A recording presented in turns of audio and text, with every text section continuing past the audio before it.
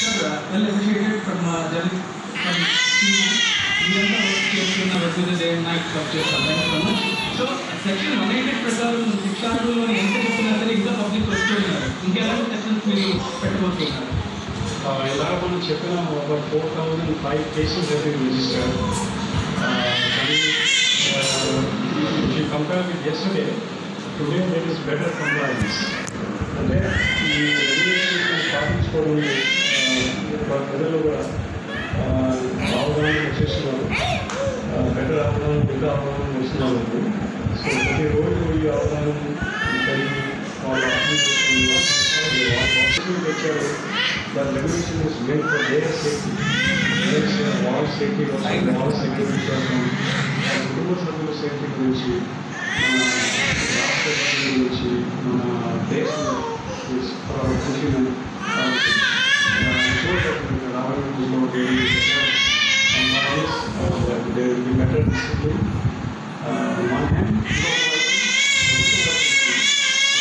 చాలా శ్రమ పడుతున్నారు to serve the society better, to offer better services, availability of essentials from